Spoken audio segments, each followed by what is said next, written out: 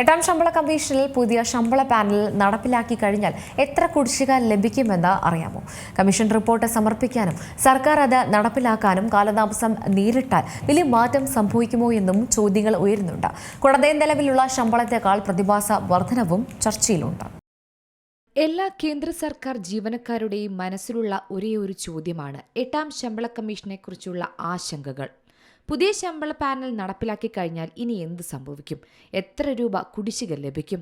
അതായത് 8ാം ശമ്പള കമ്മീഷൻ നടപ്പിലാക്കിയതിനെക്കുറിച്ച് ഔദ്യോഗിക പ്രഖ്യാപനങ്ങളൊന്നും ഉണ്ടായിട്ടില്ല. എന്നിരുന്നാലും മുൻ ശമ്പള കമ്മീഷനുകൾ ചില സൂചനകളാണ് പറഞ്ഞു പോകുന്നത്.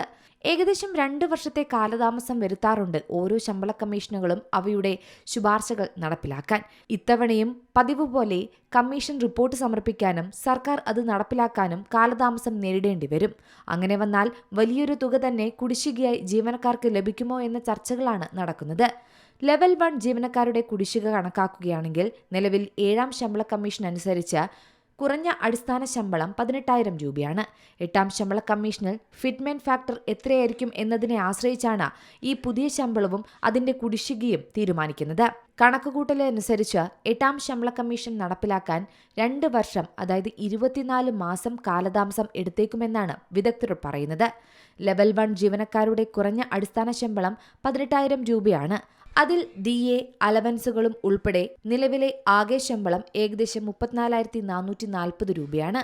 കൂടാതെ DA 10% കൂടി വർദ്ധിച്ചാൽ ക്ഷാമബദ്ധ 68% വർദ്ധിക്കും.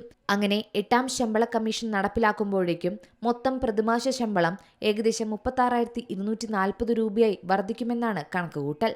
ഫിറ്റ്മെന്റ് ഘടകം 2.57 കണക്കാക്കിയാൽ ഓരോ ജീവനക്കാരുടെയും ശമ്പളം പ്രതിമാസം 45,300 രൂപയായി വർദ്ധിക്കാനും സാധ്യതയുണ്ട്. അതായത് നിലവിലുള്ള ശമ്പളത്തേക്കാൾ പ്രതിമാസ വർധനവ് 9,060 രൂപയാണ് രേഖപ്പെടുത്തുക.